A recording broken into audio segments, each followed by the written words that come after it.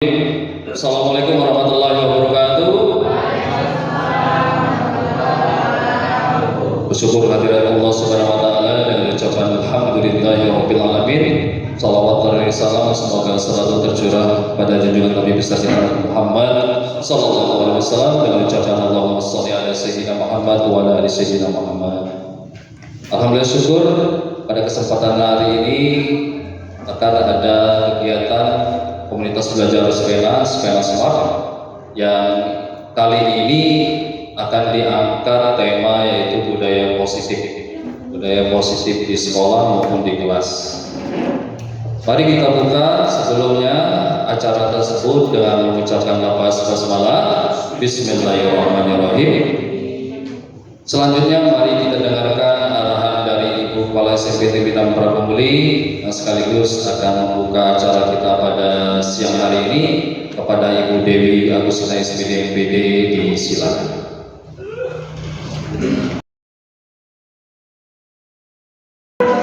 Terima kasih kepada Andreas dan Ibu Tira yang telah menyiapkan untuk kegiatan siang hari ini.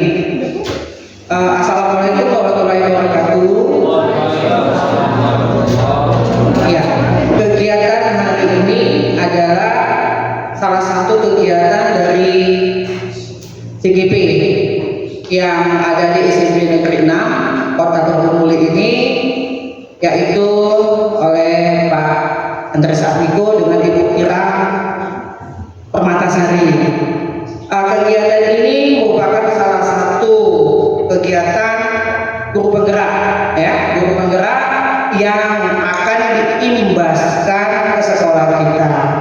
Mohon nanti Bapak Ibu guru ikuti dengan seksama, karena tanpa masukan dari kita, tanpa kritik dari kita, ya guru penggeraknya lewat baik karena kita ini salah satu kerja apa yang mau disampaikan itu akan disesuaikan dengan sekolah kita ataupun di dunia pendidikan secara umum. Oke, langsung saja izin Pak Dwi, kami mohon bantuannya. Kita langsung next ini. Oke, tadi sudah lihat ya. Ini konsep budaya positif dari yang kami pelajari di modul 1.4 yang akan dijelaskan. Yang pertama adalah disiplin positif, yang kedua motivasi perilaku manusia, yang ketiga keyakinan kelas, yang keempat kebutuhan dasar manusia, yang kelima posisi kontrol, dan yang enam segitiga restitusi. Ini mungkin kita tuh sebenarnya sudah melaksanakan kegiatan-kegiatan ini, tapi mungkin tidak teradministrasi dan juga kita belum tahu teorinya sebenarnya. Kami yakin rekan-rekan Bapak Ibu guru semua pasti pernah mengalami atau menjalani 6 konsep itu. Mungkin next. Baik, kita ke materi pertama dulu, disiplin positif. Ini dari teori kontrol yang kami pelajari dari kita ambil ya, referensinya dari Dr. William Glasser. Ini terjadi miskonsepsi yang selalu kita lihat, kontrol ya, bahasanya itu kontrol. Ini di dunia kita ya. Yang pertama itu kata Dr. William Glasser, ilusi guru mengontrol murid. Pada dasarnya kita tidak dapat memaksa murid.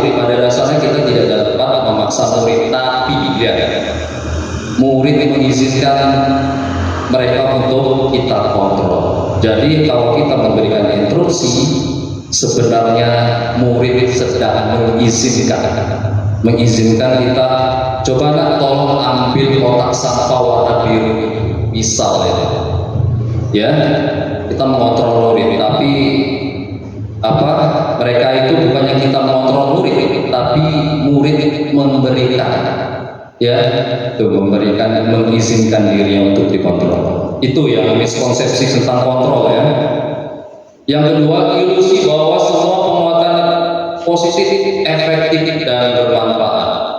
Nah ya, penguatan positif atau bujukan tergantung pada pendapat sang guru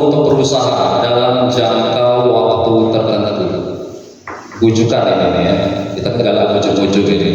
Ayolah, nah, ya, lihat itu. Dalam jangka waktu tertentu, kemungkinan murid tersebut akan menyadarinya dan mencoba untuk menolak ujukan. Ya, kalau secara teori itu, kalau kita yang selalu, ya, yang ini penguatan positif efektif bermanfaat, kadang kita melakukan membujukkan, rayuan segala macam, itu secara teori ini itu dalam jangka waktu tertentu mungkin. Tapi kalau selama kelamaan murid itu coba buktikan nanti kalau sudah naik ke grade yang lebih tinggi, anak-anak kelas 9 khususnya, yang awalnya kelas 7 yang kita dengan mudahnya kadang memberikan kontrol tadi, kadang mulai mengalami mulai kata-kata kita tuh ada nyuruh-nyuruh terus ibu ini, mulai bantu dikit, mulai agak mengurangi dikit responnya. Nah inilah kalau itu ternyata penguatan positif dan kita yang sering melakukan ke siswa itu selalu efektif, belum tentu ternyata. Yang ketiga, ilusi bahwa kritik dan membuat orang merasa bersalah dapat menguatkan karakter. Nah ini juga nih, kita ada istilah itu membuat orang merasa bersalah. Bisa orang melakukan kesalahan, kita kenapa nak melakukan itu, ya. Dan kita selalu berpikir itu akan mampu menguatkan karakter. Ternyata itu juga miskonsepsi juga. Nanti kita lebih ke dalam lagi. Dan terakhir, ilusi bahwa orang dewasa memiliki hak untuk memaksa. Kita orang dewasa bukan, Bapak Ibu dulu izin, orang dewasa ya. Kita apapun dilakukan dapat diterima selama ada sebuah kemajuan berdasarkan sebuah pengukuran kinerja. Sama kita sama murid kita itu. Kadang kita suruh ini, suruh itu, suruh ini. Kalau enggak menurut omongan kita jelek. Ya. Pada saat itu pula orang dewasa akan menyadari bahwa perilaku memaksa tidak akan efektif untuk jangka waktu panjang dan sebuah hubungan permusuhan akan terbentuk. Ya, kadang kita tadi nyuruh anak-anak itu kan kita nggak tahu, padahal di dalam hati sanubari yang paling dalam, Pak Andres ini nyuruh terus, tak pegang disuruh terus. Tuh. Oke, itu untuk miskonsepsi dari Dr. William Glasser. Ini miskonsepsi yang sering terjadi di sekolah kita. This is next. Nah, itu dari miskonsepsi. Sekarang kita ke paradigma stimulus respon, teori kontrol Stephen R. Covey. Ini yang kita lihat. Ada yang kedua, ada dua tabel di sini. Yang pertama stimulus respon atau teori kontrol. Kita lihat. Yang pertama, realitas kebutuhan kita sama. Di teori kontrol yang sekarang akan kita diseminasikan, realitas kebutuhan kita berbeda. Ternyata setiap berada di ruangan ini kita mempunyai kebutuhan yang berbeda-beda, termasuk anak-anak kita juga, murid-murid kita. Setiap dari 400 lebih siswa kita itu punya kebutuhan yang berbeda-beda. Yang kedua, semua orang melihat hal sama. Setiap orang memiliki gambaran berbeda kalau di teori kontrol. Ya, melihat sesuatu, misalkan objek ini, orang akan mendeskripsikan dengan cara-cara yang berbeda. Ada yang terang dari warnanya dulu, warna hitam, baru persegi bentuknya, seperti itu. Yang ketiga, kita mencoba mengubah agar orang berpandangan sama dengan kita. Di teori kontrol, kita berusaha memahami pandangan orang lain tentang dunia. Nah, kita itu kadang mencoba mengubah orang tuh biar sama pandangan kita. Ternyata di teori kontrol itu setiap kita ini mempunyai pandangan berbeda. Yang keempat, perilaku buruk dilihat sebagai suatu kesalahan. Semua perilaku memiliki tujuan. Ini nih, ada anak-anak kita ya, realitasnya di lapangan itu. Mereka melakukan hal yang menurut kita nggak benar pun itu pasti ada tujuan. Kadang mereka itu bingung mengungkapkannya. Alasan kata kita. Saya bisa mengontrol orang lain, selanjutnya dari stimulus respon. Anda tidak bisa mengontrol orang lain. Sekali lagi ini yang terjadi miskonsepsi tadi ya. Yang selanjutnya, pemaksaan ada pada saat bujukan gagal. Kalau di teori kontrol, kolaborasi dan konsensus menciptakan pilihan-pilihan baru. Dipaksakan, kadang rujukan kita itu gagal. Kenapa nggak kolaborasi? Ya konsensus, menyatukan pendapat kita sama-sama bareng-bareng. Yang terakhir, model berpikir menang kalah. Nah ini dari stimulus responnya ke teori kontrol, model berpikir menang-menang. Ya, kalau kita tuh sering mendengar tuh istilah win-win solution, win-win solution. Jangan kita berpikir menang kalah. Itu dari teori dulu. Yang ke depan ini mungkin next Pak Dwi, terima kasih. Ini ada ada semacam statement ya. Kebanyakan guru mereka berpendapat bahwa kalau saja anak-anak bisa disiplin, pasti mereka akan bisa belajar. Ini statement beberapa yang sudah dikeluarkan ya. Para guru juga berpendapat bahwa mendisiplinkan anak-anak adalah bagian yang paling menantang dari pekerjaan mereka. Kebanyakan orang akan menghubungkan kata disiplin dengan ini. Selalu kita gaung-gaungkan itu. Tata tertib, teratur, dan kepatuhan pada peraturan. Karena kan di dalam benak kita ini kalau disiplin berarti dia tentang tertib, peraturan sekolah, bukan dengan guru dan sebagainya. Kata disiplin juga sering dihubungkan dengan hukuman. Nah ini, ya, kalau tidak disiplin tuh, padahal itu sungguh berbeda. Karena belajar tentang disiplin positif tidak harus dengan memberikan hukuman, tidak harus. Justru ya, salah satu alternatif terakhir kalau perlu tidak digunakan sama sekali, tidak digunakan sama sekali.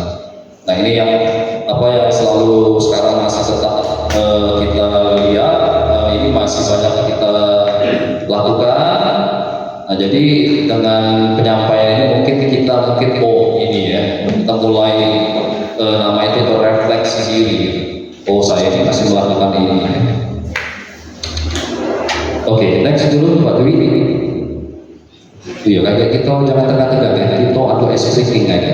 Lama waktu nyiapinnya 3 tahun nyiapin SPK gitu. Oke, kita lihat ya sama-sama ya.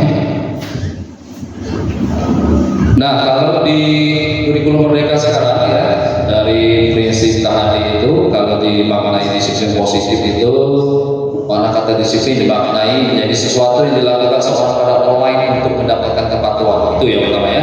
Kita cenderung menghubungkan kata disiplin dengan ketidaknyamanan.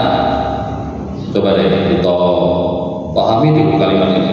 Kita cenderung menghubungkan kata disiplin dengan ketidaknyamanan. Harus datang pagi, ya, harus tepat waktu. Emang sih. Bapak pendidikan kita Ki Hajar Dewantara menyatakan ini, di mana ada kemerdekaan, disitulah harus ada disiplin yang kuat. Di mana ada kemerdekaan, disitulah harus ada disiplin yang kuat. Artinya ini nanti ke ujung-ujung ini, disiplin itu bersifat self disiplin. Self disiplin itu apa? Disiplin diri sendiri, Bapak Ibu semuanya.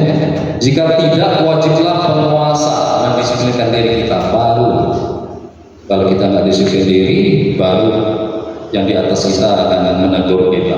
Sebagai pendidik, tujuan kita adalah menciptakan anak-anak yang memiliki disiplin diri sehingga mereka bisa berperilaku dengan mengacu ke nilai-nilai kebajikan universal. Ini nanti ada materinya, nilai-nilai kebajikan universal, dan memiliki motivasi ini yang mahal. Intrinsik itu berarti dari dalam, kalau ekstrinsik berarti dari luar. Kita itu tujuannya akan seperti ini, motivasi diri kita, motivasi murid untuk tumbuh motivasi intrinsik pada diri. Next Pak Dwi, terima kasih Pak Dwi. Nah ini yang kami sampaikan, nilai-nilai kebajikan. Sebenarnya ini ada 6 sumber atau apa ya kira ya, semacam baku beberapa apa ya istilahnya itu pendapat ya. Kalau kita kan kurikulum filosofi Ki Hajar Dewantara. Ini nih, yang ditawarkan adalah profil pelajar Pancasila. Kalau dilihat dari teori-teori yang lain atau yang mengandung sistem pendidikan yang lain di luar sana itu banyak sekali. Tapi kalau Ki Hajar Dewantara menyederhanakan itu menjadi 6 profil pelajar Pancasila. Ini kami yakin juga sudah tahu semua Bapak Ibu gerakan semua. Pertama, beriman atau pada Tuhan Yang Maha Esa. Mandiri, bernama kritis, kebinekaan global, bergotong royong dan kreatif. Kalau kreatifnya juga banyak, berinovasi segala macam itu masuk di poin berkebinekaan global berarti tidak memilih-milih. Semuanya dirangkul, tak dia dari suku mana, dari budaya mana, masuk semua. Mandiri itu menciptakan anak kita yang lebih mandiri. Oke, next. Ini nilai-nilai kebajikan ya, yang kami sampaikan tadi. Next dulu, nanti kita akan mungkin, nah ini nih.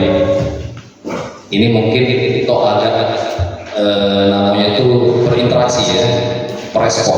Sebagai seorang pendidik, Anda perlu hadir di suatu pelatihan. Ini ada ya. Motivasi apakah yang mendasari tindakan Anda? Silakan dilihat dulu Bapak Ibu semua. Kira-kira saya ada di posisi yang mana gitu. Kami bacakan pertama, apakah Anda hadir karena tidak ingin ditegur oleh pihak panitia atau pengawas Anda dan mendapatkan surat teguran dalam kurung menghindari ketidaknyamanan dan hukuman? Atau yang keduanya, Anda ingin dilihat dan dipuji oleh lingkungan Anda atau mendapat penghargaan? Ini maksudnya mendapatkan imbalan kemarin dari orang lain. Atau yang ketiga, Anda ingin menjadi pembelajar sepanjang hayat, menjadi orang yang berusaha dan bertanggung jawab, serta menghargai diri Anda sendiri sebagai teladan bagi murid-murid Anda. Dan selanjutnya, coba renungkan sedikit, 30 detik, boleh.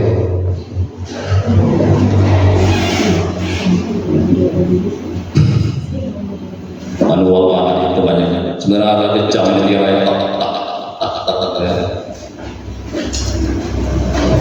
Mungkin nanti kami boleh deh ada beberapa guru yang respon, boleh. Cukup ya. Ada nggak yang mau membukakan pendapatnya? Saya ada di posisi mana nih?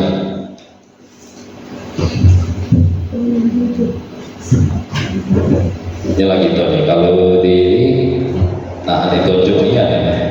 Apa nak pakai calo ini? Wih, Pak Heri angkat tangan. Pak Heri, boleh Pak Heri? Boleh.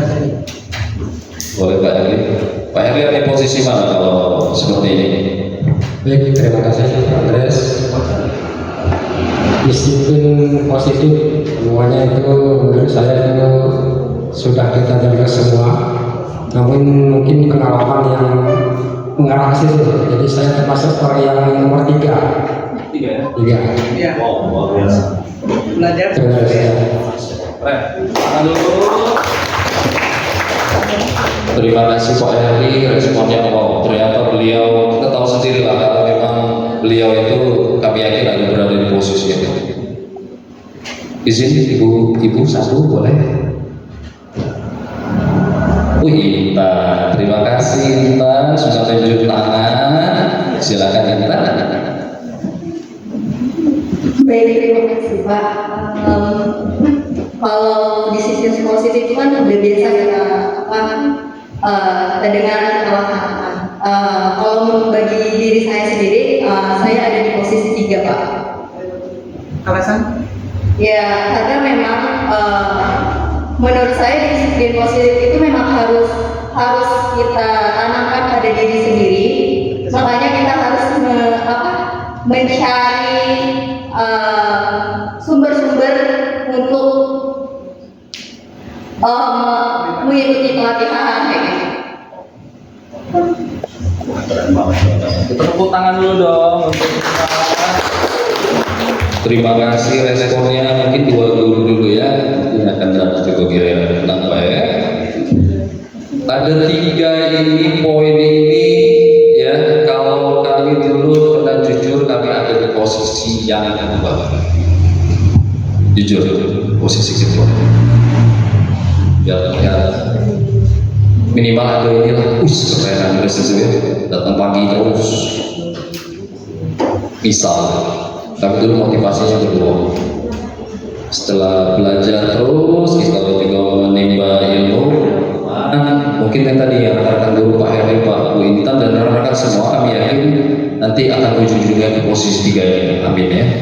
Itu berarti kalau dari 1-2 ini motivasi yang keluar adalah dari motivasi ekstrinsik, berarti dari luar, belum tumbuh dari ini. Kami pun belum juga maksimal juga, masih belajar ya, kita sama-sama untuk belajar.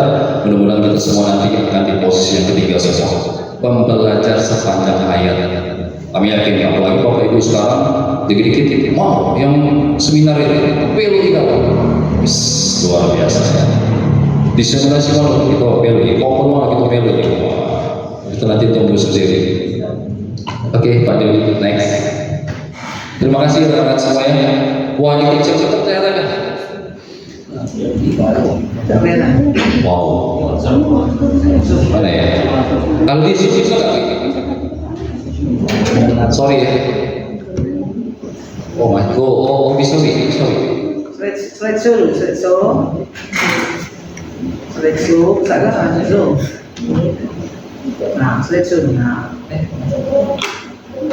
Di zoom dari tadi ya. Yang pertama dulu, yang pertama ya. Ini pakai sebentar ya.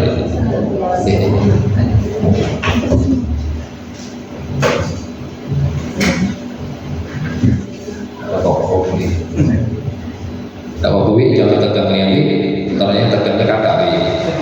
Tegang kakak. Nah ya, oke, tadi itu sudah kita lihat secara teori disiplin positif, dan juga tadi kami juga menanyakan ke rekan-rekan semua yang hebat-hebat ini, Anda berada di posisi mana dengan kesadaran diri kita menjawab nomor 3. Mudah-mudahan kita terus jadi pembelajaran sepanjang hayat. Nah, yang akan kami bawa ke sini adalah kita itu kadang bingung membedakan yang mana hukuman, konsekuensi, restitusi terakhir. Ya, nah ini kami tampilkan dulu. Ini ada beberapa hal yang menyangkut tentang identitas gagal adalah hukuman, identitas sukses, konsekuensi, dan restitusi. 2 poin ini bisa dikatakan identitas sukses ya. Kalau yang identitas gagal itu hukuman. Boleh tidak yang pertama? Hukuman, contoh, sesuatu yang menyakitkan harus terjadi. Tidak nyaman untuk murid untuk jangka waktu yang panjang. Itu hukuman. Ya. Itu kira-kira apa ya? Dampak ya. Yang lihat dari identitas suksesnya, konsekuensi, sesuatu yang harus terjadi, restitusi merupakan pilihan. Yang keterangannya, kalau konsekuensi tidak nyaman untuk murid anak itu jangka waktu pendek, mungkin yang pendek, nanti panjangnya ternyata mulai sadar ya. Yang ke restitusinya menguatkan untuk murid dalam jangka waktu yang panjang. Coba kita introspeksi lagi diri kita. Kami juga jujur banyak hukuman terus, sedikit hukuman terus ini. Gitu ya, masih belajar juga, kita belajar sama-sama. Korban nih, kalau hukuman lagi, korban mendapatkan keadilan, murid anak akan tersakiti, korban mendapatkan keadilan.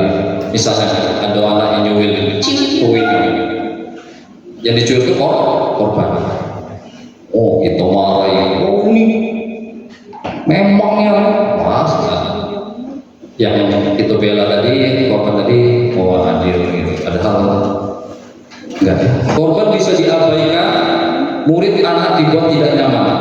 Kalau restitusi, korban mendapatkan ganti, ya selanjutnya murid anak mendapat penguatan dan seterusnya. Ini ada perilaku pasif agresif meningkat. Nanti ini secara ditampilkan ini biar kelihatan ya, hukuman seperti apa, konsekuensi seperti apa, restitusi seperti apa. Kita next dulu ke slide selanjutnya. Iya. Nah, kita lihat ini ada pengertiannya. Ini slideshow nggak apa-apa Wi. Oke Wi, terima kasih Wi. Ini nih, kalau dari definisinya dulu ya. Tadi baru kami ambil beberapa contoh-contoh misalnya apa ya, dampak dari hukuman, konsekuensi dari hukuman bersifat tidak terencana atau tiba-tiba, ya. Karena kita langsung lah ya langsung. Anak atau murid tidak tahu apa yang akan terjadi, dia tidak tahu, wah ini dihukum apa ini, dan tidak dilibatkan. Kan hukuman kita tidak pernah kita libatkan. Hukuman bersifat satu arah, langsung tembak kanan dari pihak guru yang memberikan, dan murid hanya menerima suatu hukuman tanpa melalui kesepakatan atau pengarahan dari pihak guru baik sebelum atau sesudahnya. Hukuman yang diberikan bisa berupa fisik maupun psikis. Murid anak disakiti oleh suatu perbuatan atau kata-kata.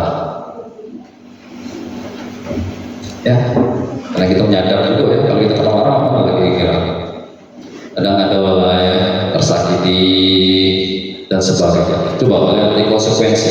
Konsekuensi itu sudah terencana atau sudah disepakati. Ini biasa sekali guru-guru tertentu yang menyepakati dari bentuk ya, dari bentuk dari sebuah hukuman. Sudah dibahas dan disetujui oleh murid dan guru. Kalau kita ini namanya judul kesepakatan ya, kesepakatan di kelas. Umumnya bentuk-bentuk konsekuensi dibuat oleh pihak guru dan murid sudah mengetahui sebetulnya konsekuensi akan diterima bila ada pelanggaran. Contoh, konsekuensi itu tidak pakai dasi karena sudah dari itu SMP Negeri 6 Pradumuli siswanya harus pakai dasi. Itu sebuah konsekuensi. Peraturan yang dibuat oleh kita. Nah, yang ditawarkan restitusi adalah proses yang menciptakan kondisi bagi murid untuk memperbaiki salah mereka sehingga mereka bisa kembali pada kelompok mereka dan karakter yang lebih kuat. Ini restitusi. Nanti kita akan belajar lebih dalam. Tira yang menyampaikan. Restitusi itu mana nih yang res hukuman kata kau salah. Konsekuensi tadi sebenarnya masuk juga ke posisinya, tapi tidak maksimal juga, belum dikatakan full yang bagus. Restitusi itu mana kita lebih dalam lagi ya. Caranya lesu kalau coba kita tegak dulu. Aku ini ada tepuk-tepukan ini. Coba izin, kami mohon izin Bapak Ibu, kita training dulu kalau baca semangat lagi.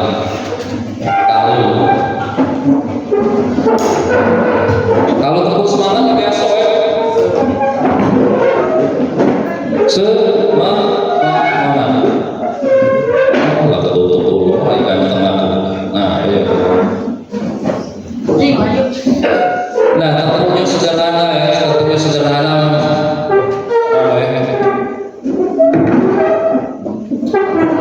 Kalau kami bilang tepuk satu, baru tepuk satu baik. Tepuk satu.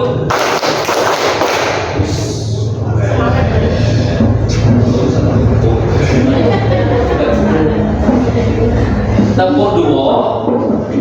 Belum gini. Tapi sentuh tangannya di sebelah kanan. Kamu menyentuh langsung dari kaki langsung dipakai. Ya, tidak usah. Sentuhnya jadi. Tapi kalau berada di samping kanan, bapak ibu itu coba ya. Tepuk dua.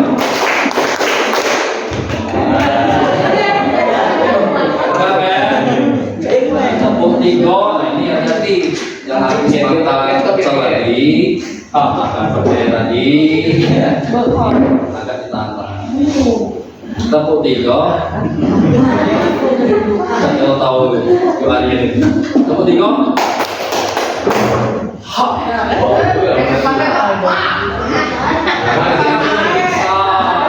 Tunjuk kawan kita sebelah kiri. Oleh ke kiri ya. Tepuk tiga.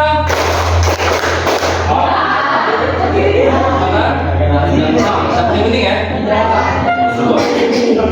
Tepuk dua.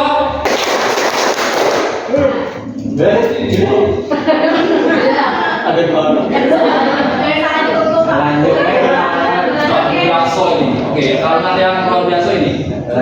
sudah ya? Bisa dipakai. Oke. Tampung sekarang kalau kami bunyi ke ini,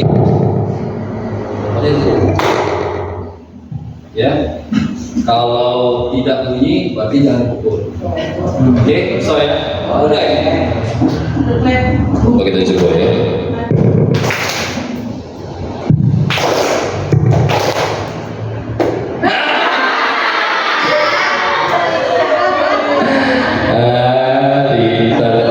Untuk diobumil dan lokak berusaha atau laki coba. Kita coba lagi. Bis.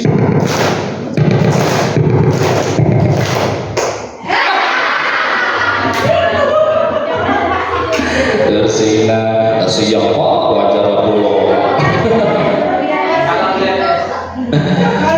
Oke, tepuk tangan dulu untuk kita kawan. Ya, boleh dulu sebentar. Masih panjang 5 jam lagi. 5 jam lagi. Wih, kita next ke dulu. Kayaknya kalau yang awal-awalnya kurang menarik kalau berarti lagi Tira lebih menarik lagi ya. Tira gitu sampai ya. Soalnya lah panjangnya. Ini teori lagi ya, tapi nyampaikan teori terus kira nanti yang ke kehidupan sehari-hari. Dia kan dosen dalam bukunya Restructuring School Discipline Quiz menyatakan ada 3 motivasi perilaku manusia. Ini kita masuk ke motivasi perilaku manusia. Yang pertama, untuk menghindari ketidaknyamanan atau hukuman. Ya, ini adalah tingkat terendah dari motivasi perilaku manusia. Biasanya orang yang motivasi perilakunya untuk menghindari hukuman tidak nyamanan akan bertanya, apa yang akan terjadi apabila saya tidak melakukannya? Nah, kadang kita bertanya, ya, kalau aku tidak melakukannya, kira-kira mana? Itu yang pertama ya. Yang kedua, untuk mendapatkan imbalan atau penghargaan dari orang lain. Nah, ini motivasi kami ini dulu yang sering kami pakai, motivasi baru. Yang ketiga tadi yang ini, untuk menjadi orang yang mereka inginkan dan menghargai diri sendiri dengan nilai-nilai yang mereka percaya. Yang itu kita nih kalau kita Bapak Ibu semua, kalian rekan-rekan ini kalau pakai baju yang keren-keren itu kira-kira menghargai diri sendiri kan? Dari appearance dulu kan dulu baik kita menghargai diri kita biar kita kelihatan keren, cantik, ganteng segala macam. Nah ini us alhamdulillah dari kamu dulu yang tahu itu tapi suara cewek. Nah ini ya, nah ini yang motivasi yang akan kita tuju itu yang motivasi ketiga ya, yang bersifat tertawa. Next.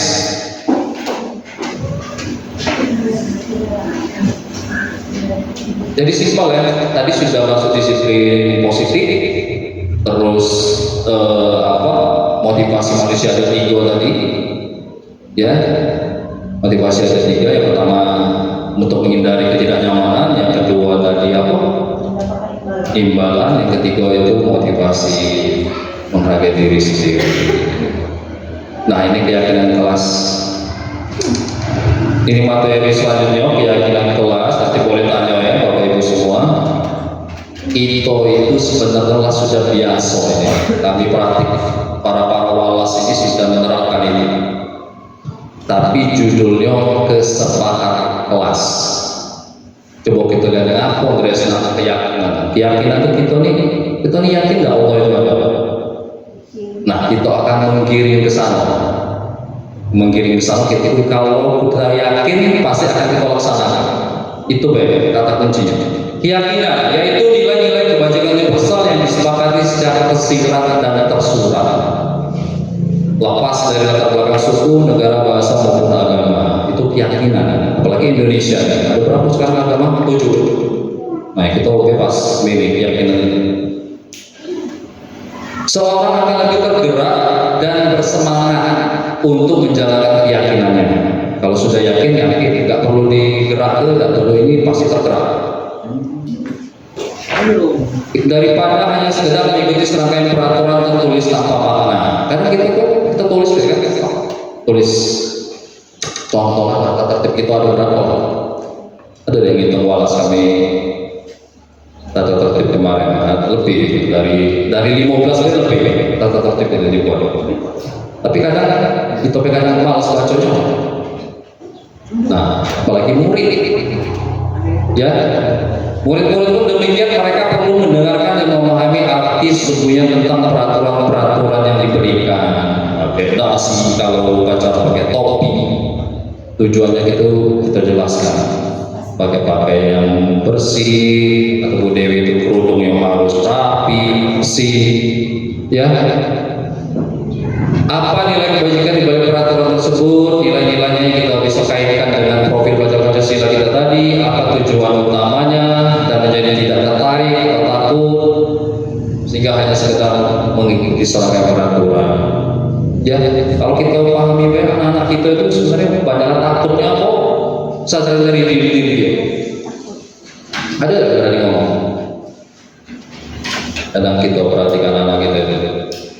Masuk kami ya, kami juga itu agak jeleknya kalau ketemu kami, anak-anak itu tahunya Pak Andres itu pasti kasih hukuman. Jadi kalau kata Pak Andres, nah kesini lah, kalau bisa lari, sama iya. Karena apa? Jawaban anak itu yang bertanya apa nak? Kami takut Pak. Kelak mingka, nah kelak mingka bunda. Padahal itu mau menyuruh yang lain. Nah itu udah jelek. Berarti Dres kau belajar lagi, Pak, belajar lagi. Lanjut Wi.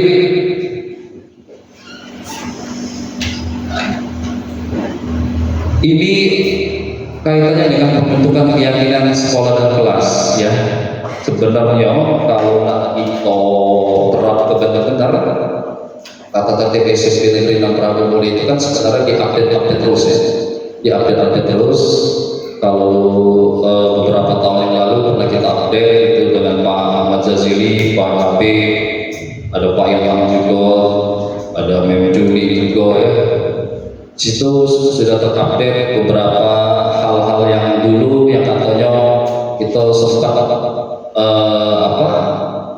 tidak boleh membawa smartphone dulu, mungkin tidak boleh membawa HP karena HP cuma disetel buat SMS. Sekarang berganti tidak boleh membawa smartphone selama proses belajar, kecuali ada kecualinya ketika Bapak Ibu guru memang membutuhkan smartphone ini. Nah itu kan diupdate terus ya. Keyakinan kelas bersifat lebih abstrak daripada peraturan yang lebih rinci dan konkret. Ini pembentukan keyakinan sekolah kelas Bapak Ibu ya. Keyakinan kelas berupa pernyataan-pernyataan universal yang umum dulu. Pernyataan keyakinan kelas senantiasa dibuat dalam bentuk positif. Coba kalau apa ya? Kita tuh coba izin Bapak Ibu guru rekan-rekan semua. Biasanya kalau kesepakatan kelas pelajar salah satu. Jangan membawa HP. Ada kalimat jangan. Kalimat positif jangan.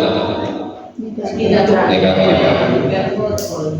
Jangan yang apa. Aduh, sekolah kelasnya aja jangan. Jangan mengacak-acak kelas. Tidak boleh pakai sepatu. Apalagi tidak boleh ribut. Kalau kalimat posisi tidak boleh ribut, apa Bapak kira-kira? Wih, kelasnya boleh ini memperhatikan guru sedang menjelaskan. Bisa juga fokus saat belajar. Positif itu kan? Kita tuh kan jangan, tidak boleh, dilarang membawa sampah. Bisa kalau kalimat positifnya menjaga kebersihan, menempatkan sampah pada tempatnya. Wah, ini yakin ya ini. Itu sama tuh. Keyakinan kelas dengan kesepakatan kelas ini. Nah itulah bagi kami terangi kayak, keren pertanyaan ini. Keyakinan kelas dengan Kota tertib ya, oke. Banyaknya kan ya. Tenang baik kan. Tapi yang pasti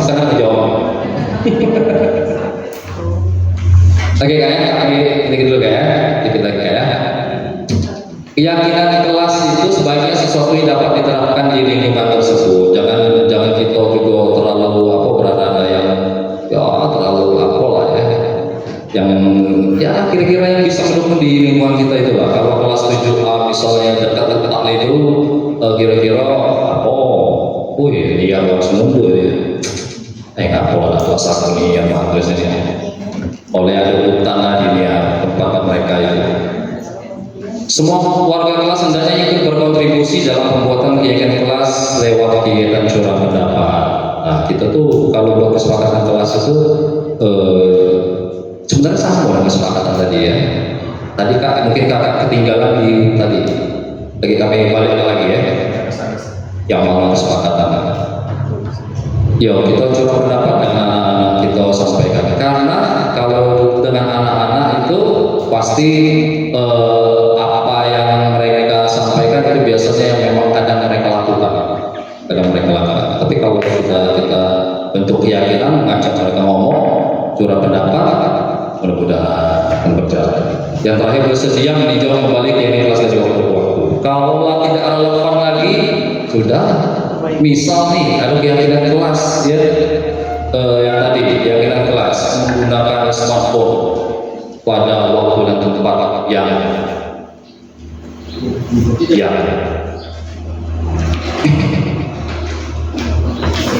tepat.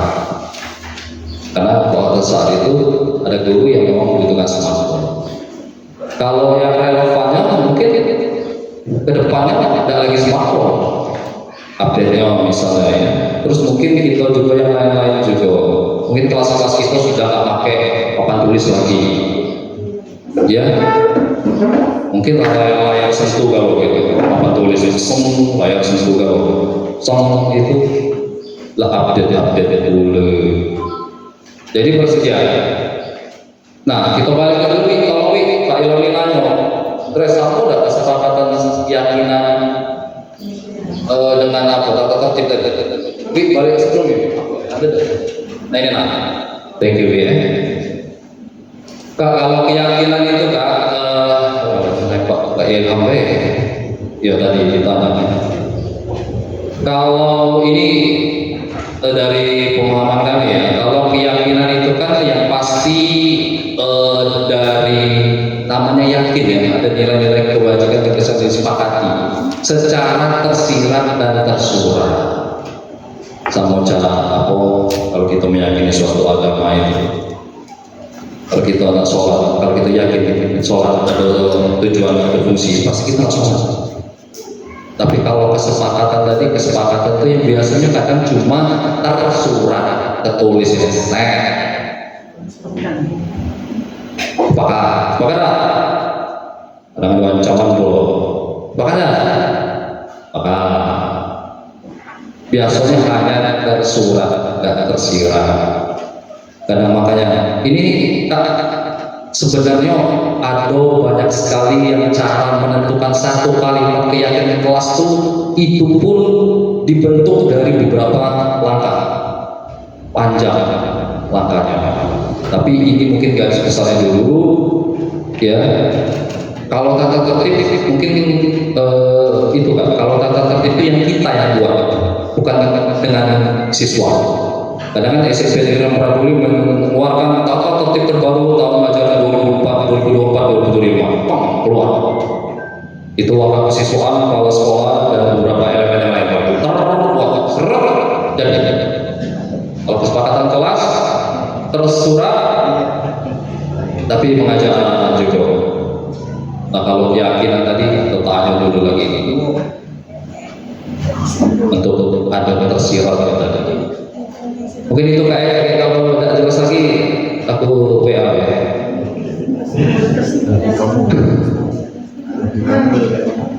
Nah ini sama prosedur pembentukan keyakinan kelas ya. Kami yakin caranya hampir sama lah dengan kita buat kesepakatan kelas. Jadi kita mau beristilah ke sekolah untuk bercurah pendapat, yang harus sepakat di sekolah. Bisa kalau kita sekolah seluruh warga elemen sekolah itu hutang dalam satu tempat untuk menentukan keyakinan sekolah kita seperti apa. Kalau di kelas skupnya mungkin lebih kecil, wali kelas dengan anak-anak murid. Yang kedua, mencatat semua masukan para murid warga sekolah. Tuh, ada warga sekolah di papan tulis atau di kelas besar sekolah. Ini teknisnya. Gantilah kalimat-kalimat dalam bentuk negatif jadi positif yang seperti tadi ya. Kalimat negatif contoh, jangan berlari di kelas atau koridor. Kalimat positifnya berjalanlah di kelas atau koridor. Jangan berlari. Jadi berarti kalau posisinya disuruh berjalan baik. Kalau kita tuh jangan lari kau. Tinjau kembali daftar curah pendapat yang sudah dicatat, ditinjau kembali, ditinjau ulang protokol secara bersama-sama. Setelah kegiatan dibuat, maka semua warga dipersilakan meninjau ulang. Ini meninjau ulang proses. Yang terakhir, keyakinan kelas atau sekolah selanjutnya bisa diletakkan di dinding kelas di tempat yang mudah dilihat semua warga kelas. Ini ada nggak di kelas kita? Belum mas. Kami lihat kemarin penilaian belum ada ya. Ya mungkin nanti kita update ya. Kami juga telah menyiapkan kesepakatan kelas pelajaran IPS. IPS. Jadi mungkin ada kesepakatan ya. Itu ya. Alhamdulillah berarti sudah kita naik grade. Memang di mereka. Oke. Nah itulah ya. Tidak jangan tegang itu. Ya soalnya. Itu nih naik breaking lagi ke materi dulu. Tadi kita Ayo, mana? baik tadi uraian yang Anda sampaikan tadi. Ya. Tadi yang perlu kami menyimak dari masalah keyakinan. Kalimat keyakinan ini kalau kami tinjau dari segi agama, kemudian kita sadar ke dalam bahasa Indonesia, kira-kira ini kan banyak guru bahasa Indonesia yang ahli-ahli. Apakah sudah cocok memakai kalimat keyakinan ini aturan-aturan kita di kelas? Nah, kalau menurut prinsip kami, keyakinan apalagi hakul yakin itu nilainya bukan luar biasa.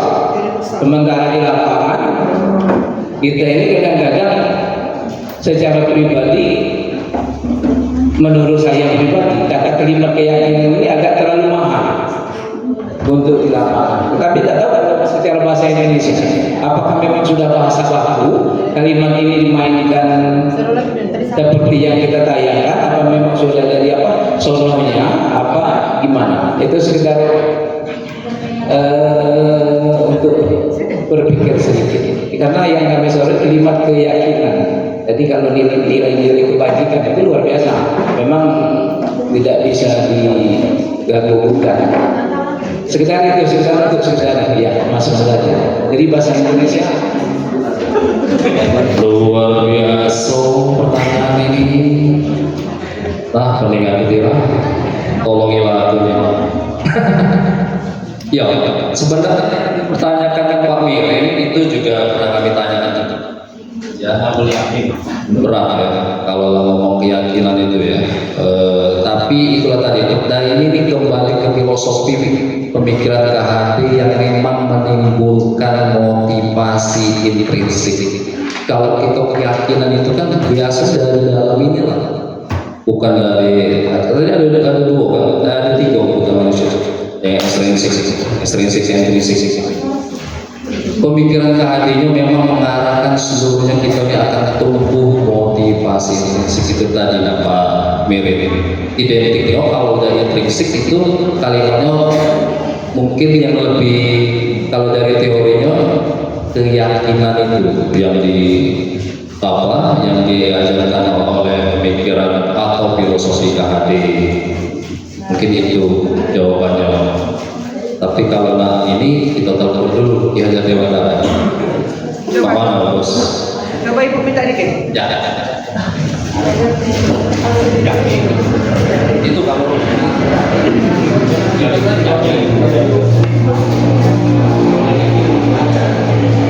Coba sedikit. Saya asik melihatnya tadi. Karena mungkin ibu ini tidak langsung terjun di kelas, Jadi mungkin bahasa, makanya saya tanya tadi kalau kurikulum merdeka kan ada kesepakatan kelas ya. Nah, keyakinan kelas, benar kata Pak Mirin tadi. Mesti kita tidak perlu, kalau kita membaca seperti itu memang mudah. Kalau kita membaca universal itu tidak bisa lepas dari keyakinan yang memang agama langsung ke situ ya. Tapi karena ini kita gunakan untuk mungkin keyakinan kelas ini, makanya tadi disebutkan perbedaan beda-beda tipis dengan kesepakatan.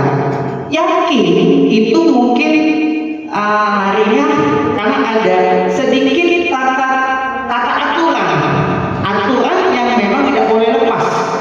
Tapi kalau kesepakatan itu artinya melihat kondisi di lapangan bagaimana.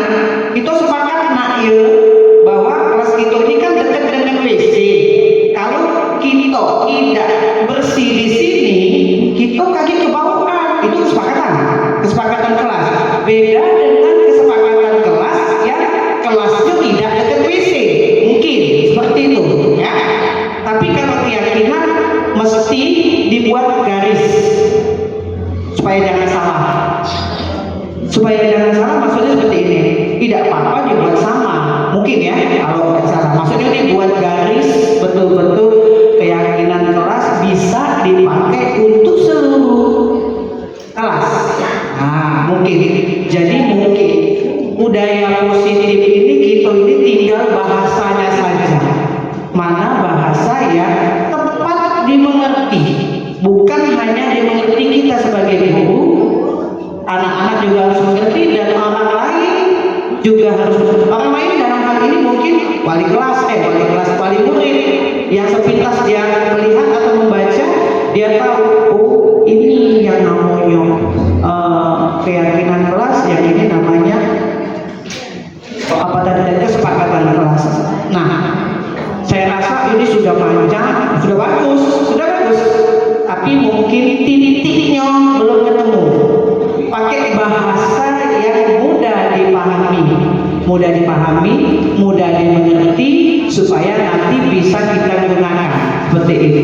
Jadi mungkin perbedaan antara keyakinan kelas dengan kesepakatan kelas itu tipis ya.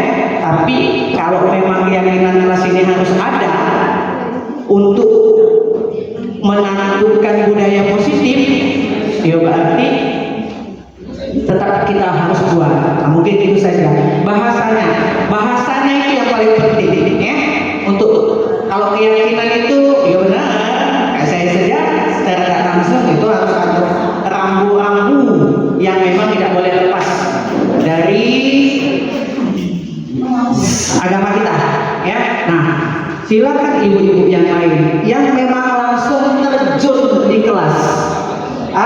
Jadi antara kesepakatan kesepakatan kelas dengan keyakinan kelas itu memang harus tahu cara membedakannya.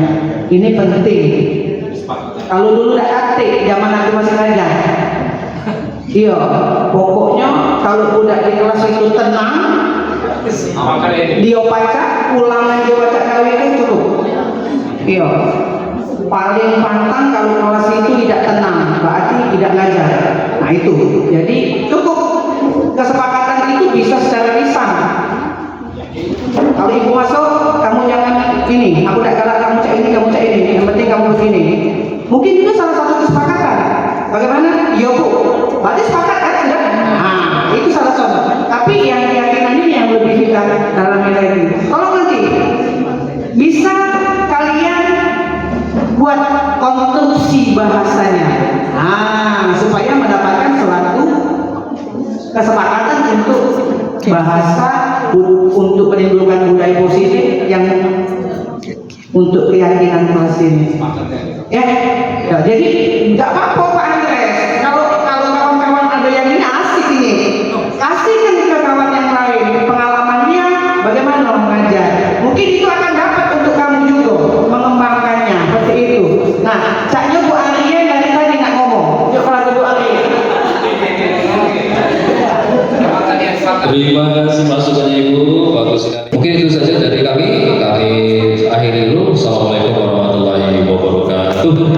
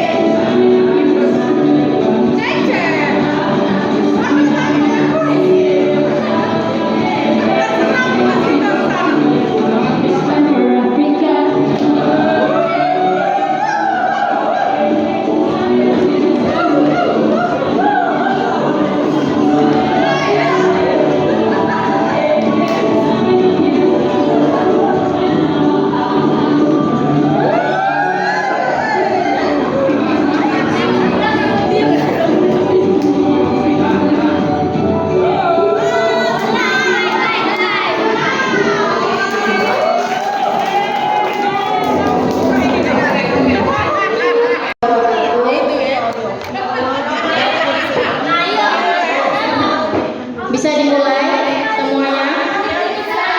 Baiklah, saya ulangi. Assalamualaikum warahmatullahi wabarakatuh.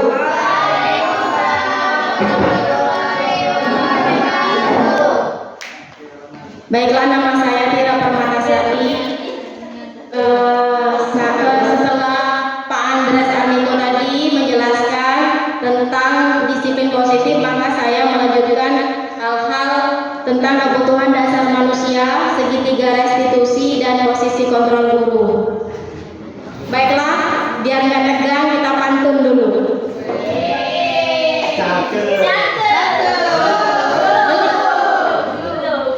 Ada kakek memegang tongkat dengan nenek jalan bersama.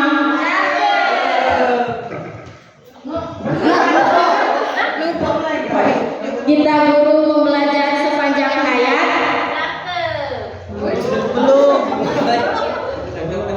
Belajar semangat dan bahagia. Baiklah, sebelum saya masuk ke materi, saya ingin mencoba menjawab sedikit tentang pertanyaan Pak Ilham tadi. Ya, untuk tata tertib peraturan kelas atau peraturan sekolah itu biasanya dibuat oleh sekolah itu sendiri. Jadi tanpa melibatkan murid. Tapi kalau kesepakatan kelas itu dibuat dengan melibatkan murid. Jadi kesepakatan kelas itu aturan yang dibuat antara guru dan murid di dalam kelas, itu kesepakatan kelas. Nah, kalau bedanya dengan keyakinan kelas, sebenarnya keyakinan itu maksudnya bukan keyakinan kepercayaan, bukan, tapi lebih ke prinsip.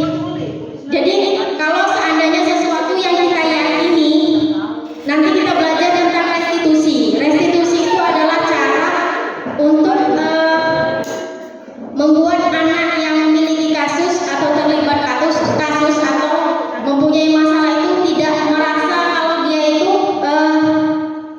kecewa dengan dirinya sendiri, tapi lebih ke kita bertanya sebagai guru, prinsip kita apa ya, nak?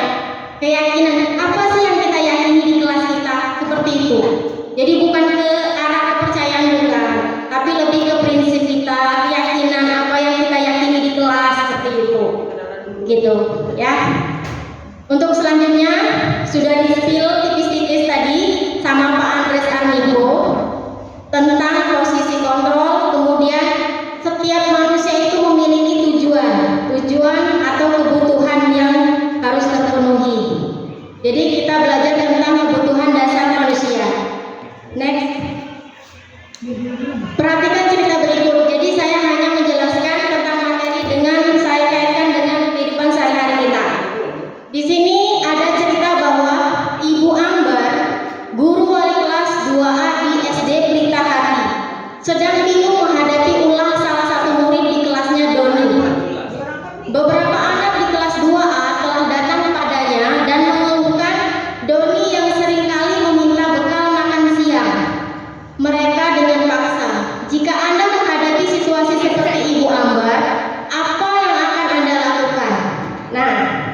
Coba ini, saya mau minta pendapatnya.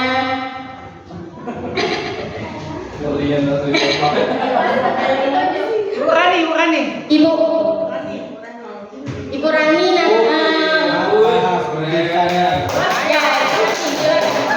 Ngomong Bu Rani. Ya, terima kasih kesempatannya.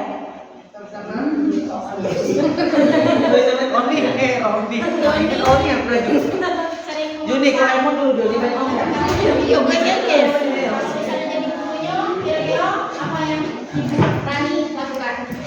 Yang pertama, saya pasti panggil Doni dulu karena basic kami bimbingan dan konseling. Saya mau konseling individual dulu sama Doni. Dan untuk anak-anak di kelas mungkin ditanya secara biasa dulu. Setelah saya mendengarkan apa alasan dari Doni, baru kami kumpulkan. Jadi mungkin nanti karena semua ini kan kelas, jadi kan pasti banyak orang. Mungkin nanti jalurnya bisa ke setelah konseling individual sama Doni ke layanan klasikal, jadi keseluruhnya gitu. Terima kasih. Pertanyaan satu lagi, kurang sekalian. Menurut Anda kira-kira apa alasan Doni melakukan hal itu? Kira-kira apa lagi gitu? Doni itu mengambil bekal teman-temannya. Bekal. Menurut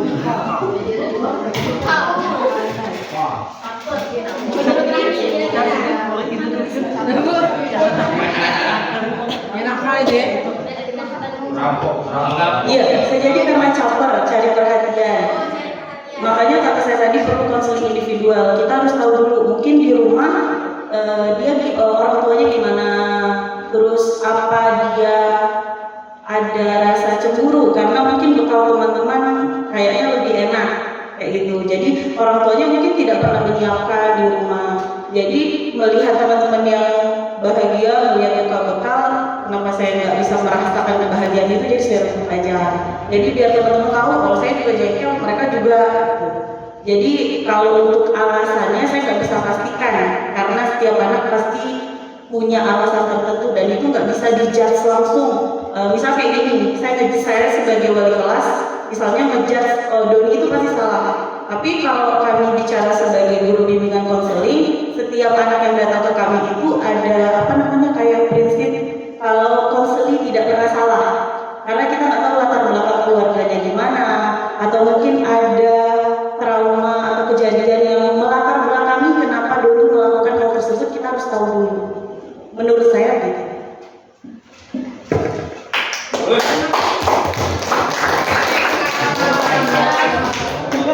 Terima kasih untuk jawaban dari Bu Rani. Terima kasih, luar biasa ya jawabannya. Benar. Jadi murid itu pasti punya alasan tertentu melakukan hal tersebut. Jadi kalau seandainya dia meminta bekal makan siang teman-temannya dengan paksa, itu pasti ada alasan atau tujuan tertentu. Itulah yang disebut dengan kebutuhan dasar. Seluruh perilaku yang dilakukan murid pada dasarnya memiliki tujuan tertentu. Murid memiliki kebutuhan dasar tertentu ketika melakukan suatu perbuatan atau perilaku. Next, Kak Dwi. Nah, ini kebutuhan dasar manusia. Jadi kebutuhan dasar manusia itu adalah yang pertama bertahan hidup, kemudian yang kedua kasih sayang dan rasa ingin diterima, ketiga kebebasan, keempat kesenangan, dan yang kelima itu penguasaan. Next Pak. Baiklah, untuk yang bertahan hidup, kebutuhan bertahan hidup itu adalah kebutuhan yang bersifat fisiologis untuk bertahan hidup. Misalnya kesehatan, rumah, dan makanan. Kebutuhan biologis sebagai bagian dari proses reproduksi termasuk kebutuhan untuk tetap bertahan hidup. Kalau misalnya kita balik lagi ke cerita tadi, si Doni, kalau alasan Doni ketika kita panggil, Doni, kenapa kamu ambil bekal teman kamu? Dan jawabannya karena ia lapar dan orang tuanya tidak membawakannya bekal makan siang, maka kebutuhan dasar atau tujuan Doni tadi adalah untuk bertahan hidup. Seperti itu. Kemudian ada kebutuhan yang kedua, kasih sayang dan rasa diterima. Kebutuhan kasih sayang itu adalah kebutuhan akan hubungan dan koneksi sosial, kebutuhan untuk memberi dan menerima kasih sayang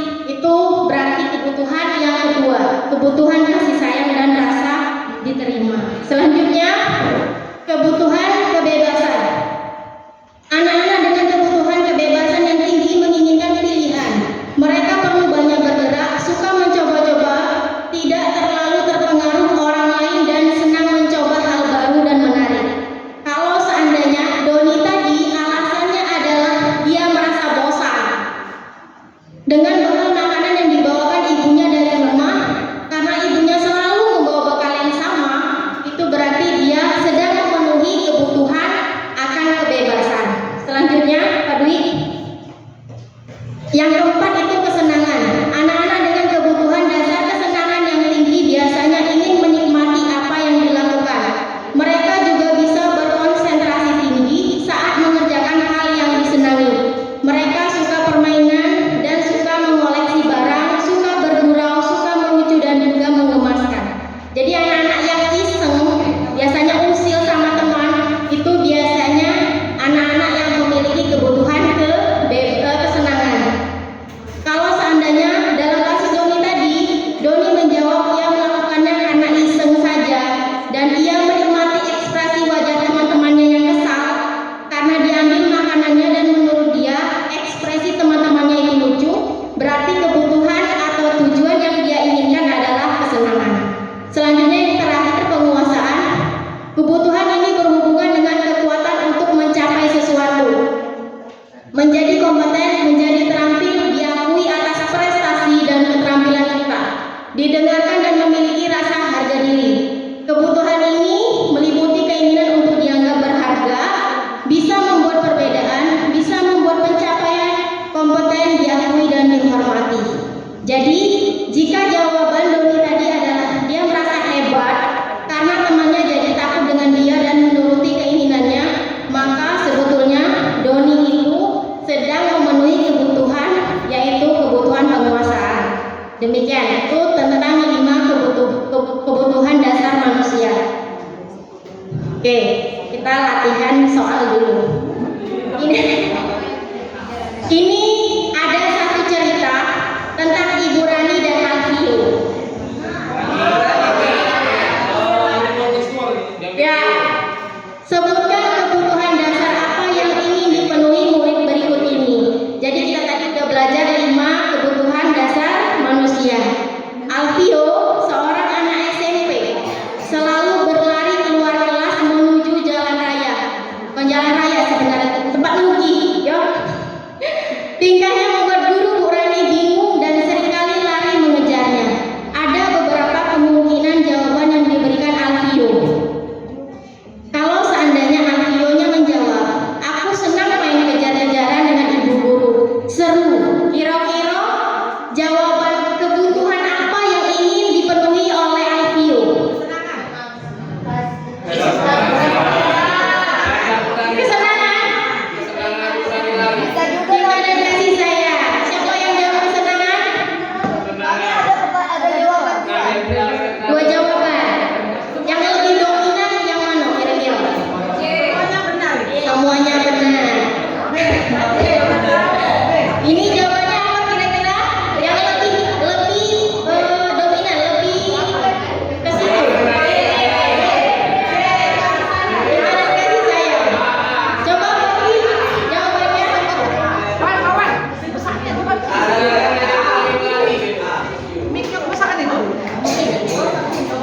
Ya, jawabannya dulu ya.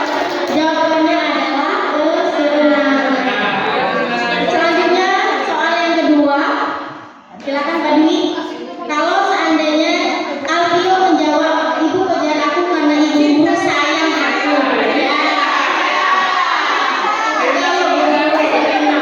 Jawabannya cinta dan kasih sayang.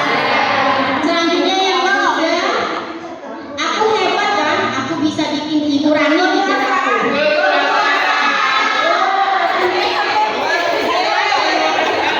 Guru bahasa lainnya. Jadi jawabannya adalah penguasaan.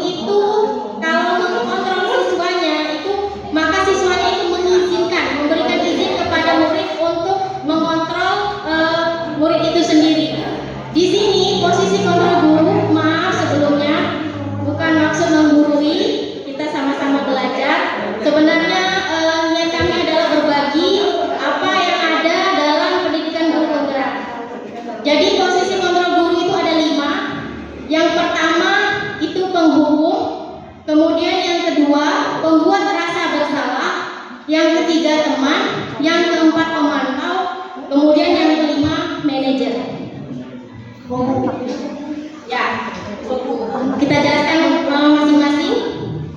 Untuk yang menghukum, ini biasa saya terapkan di sekolah. Jujur, saya sering sekali menerapkan aturan atau hukuman. Jadi posisi kontrol guru yang benar-benar tidak baik atau tidak bagus untuk dilakukan itu adalah penghukum. Seorang penghukum bisa menggunakan hukuman fisik maupun verbal. Kamu, usah 5 kali. Itu namanya posisi kontrolnya penghukum.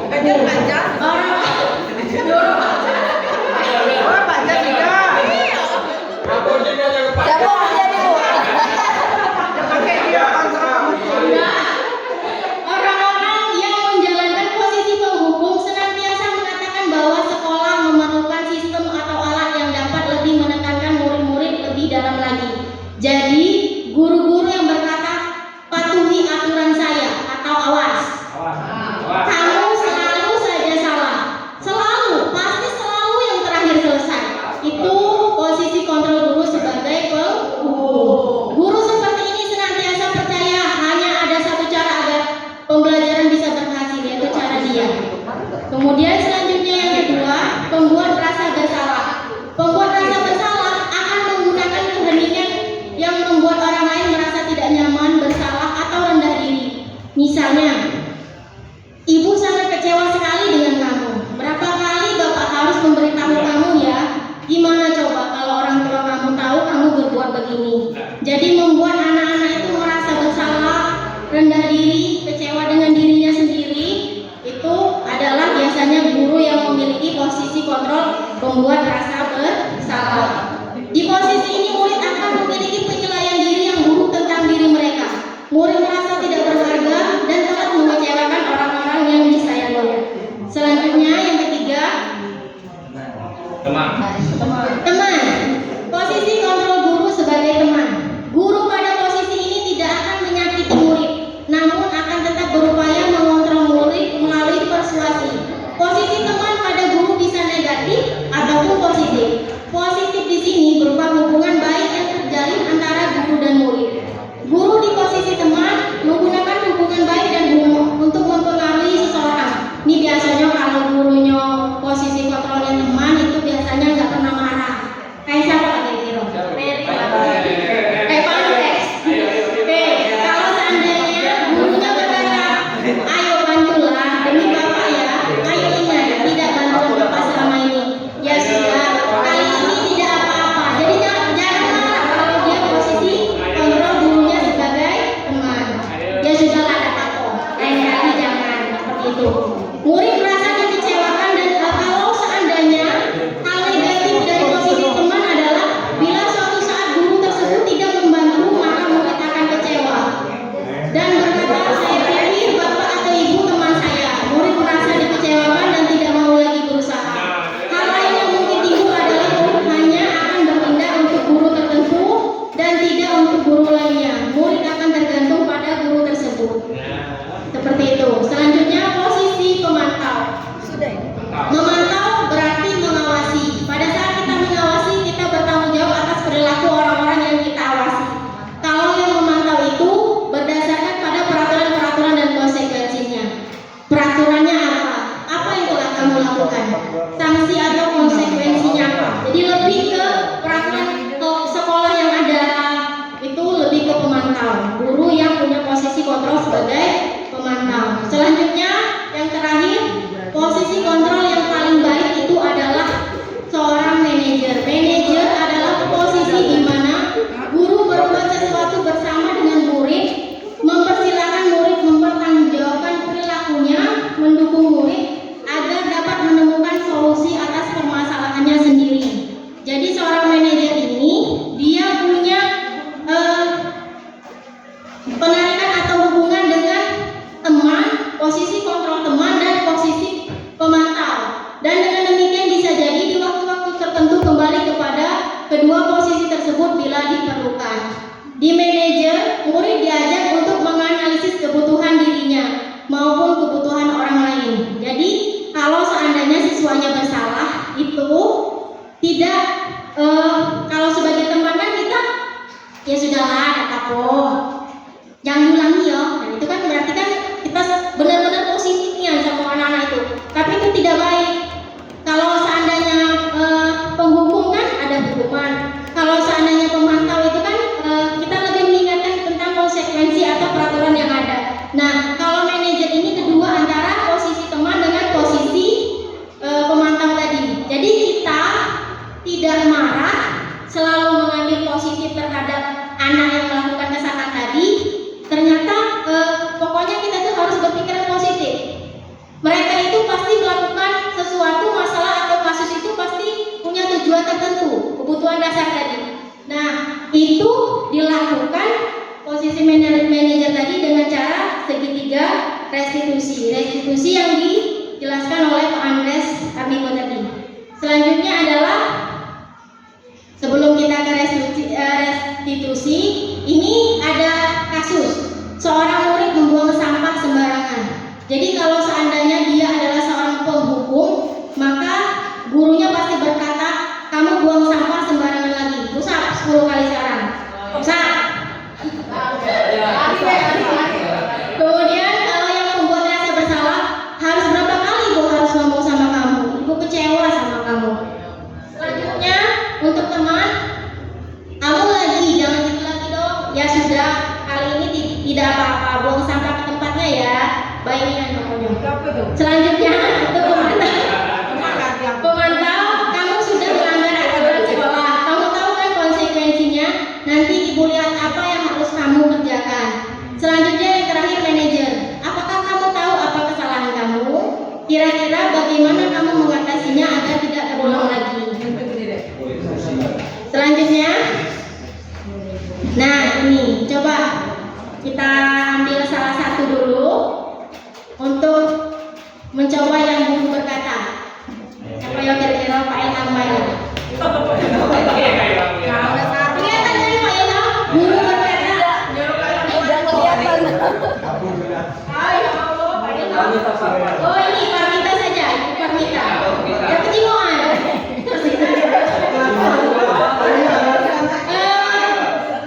Kamu coba lakukan yang guru berkata. Semuanya, yang penghukum, pembuat merasa bersalah, teman-teman atau manajer, guru berkata. Jadi kata-katanya tolong disebutkan seperti itu.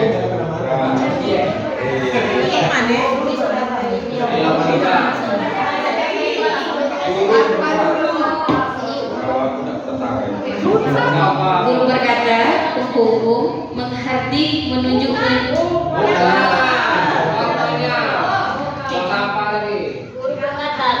Kalau kamu tidak melakukannya, awas ya, rasakan. Seharusnya kamu sudah tahu. Ibu lelah sekali mengatakannya. Ibu stres. Ayolah, lakukan demi ibu.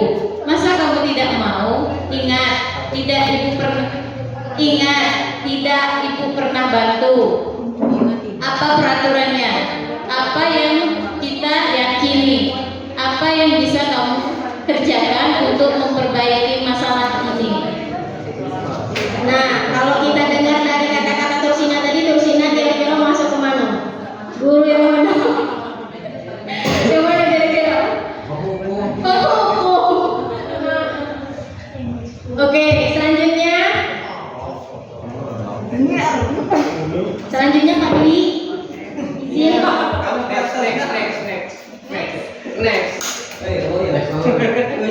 Oke, latihan soal lagi. Kan kalau pelajaran itu kan, kalau seandainya sudah kasih materi, kita memang harus banyak latihan biar pintar. Oke, untuk soal pertama saya minta tolong. Ini pernyataan. Saya kecewa sekali dengan kamu. Kira-kira siapa yang mengatakan? Oke, Mary silakan maju. Silakan maju Mary. Biar masuk TV.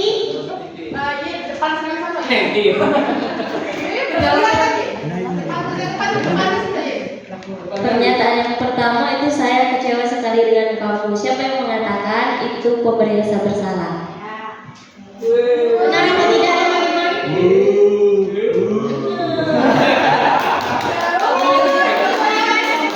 Ya, membuat rasa bersalah. Terima kasih Ibu Mary. Untuk selanjutnya, Ibu Alfi.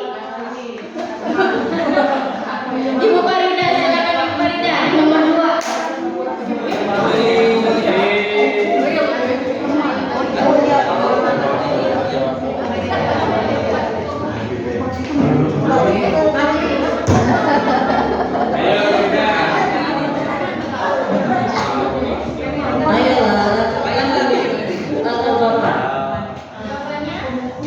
Jawabannya sebagai teman. Best friend.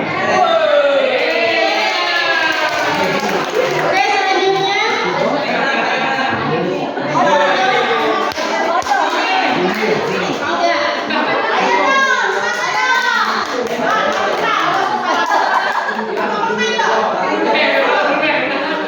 Awas ya, kamu rasakan penguku.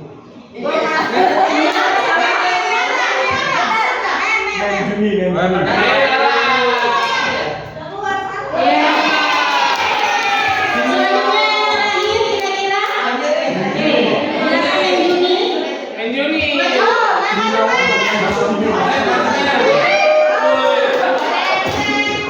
Bagaimana kamu bisa menyelesaikan masalah ini? Yang mengatakan manajer.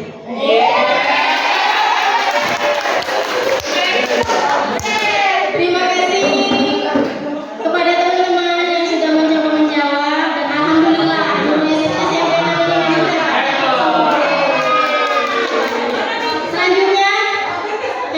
Ini yang restitusi tadi. Jadi kalau misalnya mau menjadi seorang guru yang memiliki posisi kontrol sebagai manajer, kita harus pintar-pintar untuk melakukan restitusi. Restitusi itu apa? Restitusi adalah proses menciptakan kondisi bagi murid untuk memperbaiki kesalahan mereka sehingga mereka bisa kembali pada kelompok mereka dengan karakter yang lebih kuat.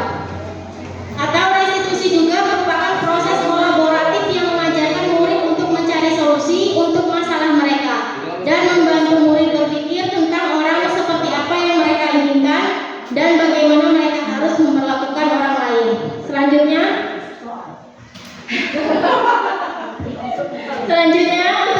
ini ada segitiga restitusi namanya. Jadi kalau restitusi itu ada 3 tahapan. Yang pertama itu adalah menstabilkan identitas. Jadi kalau seandainya Ibu Rani tadi manggilin Alfio datang, terus dia bertanya, terus dia seandainya dia bilang setiap orang pasti pernah melakukan kesalahan. Kamu bukan satu-satunya yang pernah melakukan ini. Manusia itu tidak sempurna, nak. Nah, itulah adalah tahap awal kita melakukan tahapan restitusi. Kemudian yang selanjutnya adalah validasi kebutuhan. Nah, ini baru nanya ngapo kira-kira anak tadi melakukan hal tersebut. Kamu tentu punya alasan mengapa melakukan itu. Adakah cara yang lebih efektif untuk mendapatkan apa yang kamu butuhkan? Selanjutnya yang terakhir baru menanyakan keyakinan. Jadi, nah yang terakhir ini baru kita nilai-nilai apa yang kita sepakati, nilai apa yang kita yakini. Kamu ingin menjadi orang seperti apa? Itu benar nggak? Itu salah apa benar? Jadi kalau seandainya kamu mengambil bekal, kira-kira benar apa salah? Seperti itu. Jadi sudah kita ambil, kita panggil, kita berikan motivasi dulu. Kemudian setelah memberikan motivasi, kita tanya mengapa dia melakukan itu. Selanjutnya baru kita kaitkan dengan konsekuensi atau apa yang kita yakini di kelas tadi dengan keyakinan kelas tadi. Itulah paparan dari saya. Terima kasih. Ini untuk oke.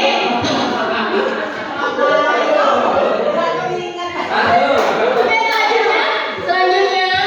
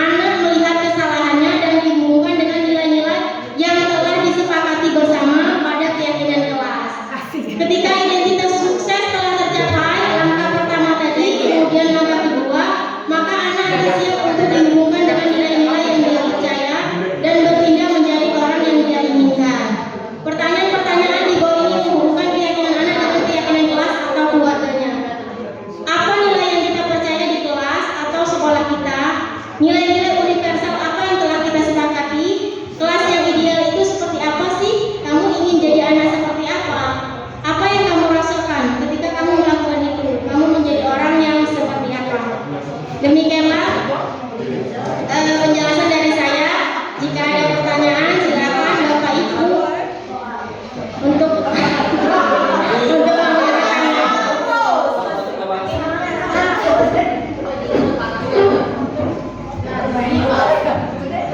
Silakan Bapak Ibu, ada yang ingin bertanya?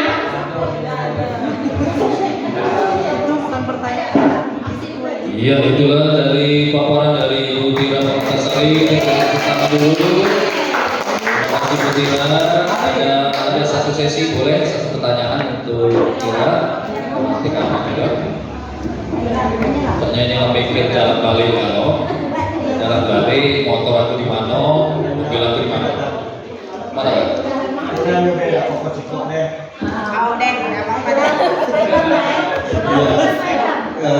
Hampir pertama yang diterangkan oleh Tira tadi tentang kebutuhan dasar manusia ini. Tadi ada kasus ibu Ambar Indomie, ada 5 hal yang dialami oleh si Doni. Kemudian solusinya tadi ibu mimpinya Bu Ambar hanya mendanai Doni bagian apa yang menjadi penyebabnya.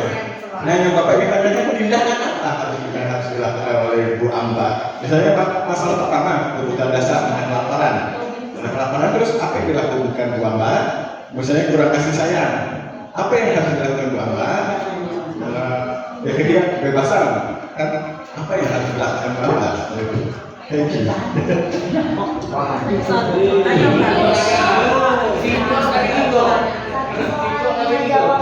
Baiklah, terima kasih untuk Thailand yang sudah bertanya. Bagus sekali pertanyaannya ya. Jadi kita ini sebagai guru memang banyak belajar, Pak. Jadi saya juga sering sekali bertemu dengan anak-anak murid yang ternyata seperti ini, ternyata dia melakukan sesuatu itu karena ini, misalnya dia kelaparan, karena dia lapar, mungkin posisinya adalah kita akan memberitahu kepada orang tuanya, maaf Bu, Pak, anaknya tadi saya panggil, kalau seandainya berkenan, kalau seandainya berkesempatan, tolong dibawakan makanan. Mungkin lebih ke hubungan antara orang tua dan guru itu bakal lebih terjalin karena anak tadi punya masalah seperti itu. Kalau kasih sayang yang diterima sepertinya di anak-anak SMP ini banyak sekali yang seperti itu, cari perhatian kan.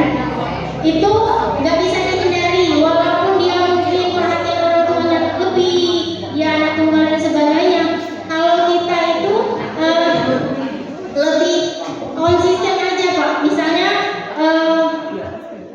kalau misalnya kita cinta dan kasih sayang tadi, berarti kita memang memperhatikan dia. Kita berusaha menunjukkan kalau kita itu perhatian dengan dia, tapi kita juga harus memberitahu kalau itu tuh salah loh, mengambil bekal teman, nggak baik, bukan yang positif, bukan hal yang positif, itu negatif. Jadi kita lebih menasehati dia seperti itu. Kalau misalnya cara meminta perhatian itu nggak cuma dengan cara seperti itu, tapi mungkin dia berprestasi di sekolah, dia bisa menjawab pertanyaan gurunya seperti itu. Kemudian selanjutnya kalau kebebasan, bosen itu misalnya anaknya tidur di kelas atau mengambil bekal temannya secara paksa. Kan kalau misalnya karakter anak itu memang susah diubah, Pak ya. Tapi kalau seandainya kita ini sebagai guru sebenarnya kalau niat kita pengen anaknya pintar tapi anaknya udah punya niatan pintar memang susah. Tapi kita ini sebagai guru harus selalu mendampingi, selalu membimbing, selalu menuntut murid tersebut agar selalu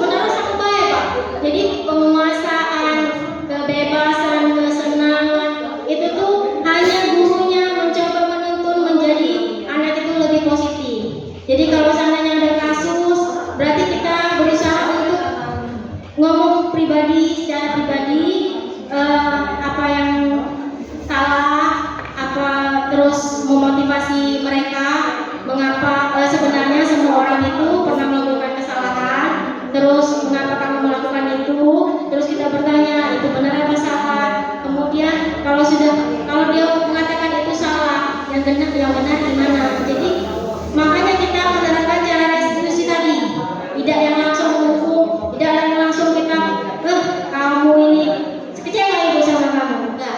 Tapi kita melakukan pendekatan seperti yang kata Ibu Rani tadi bilang. Jadi kita lakukan pendekatan secara terus menerus agar anak itu selalu menjadi orang yang anak yang positif. Seperti itu. Terima kasih Pak Ilham. Mungkin ada tambahan? Iya, terima kasih Pak Ilham. Pertanyaannya bagus Tian. Pertanyaan lagi sidang tesis. Butuh jawaban yang komprehensif ya.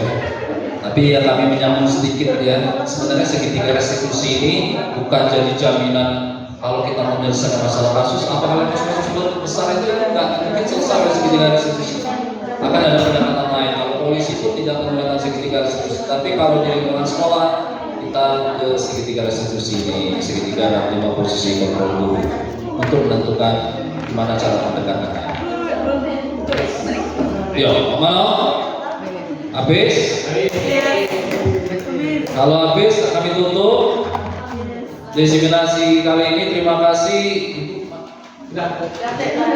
Oke, ini ada Pak Ilham selaku ajudan.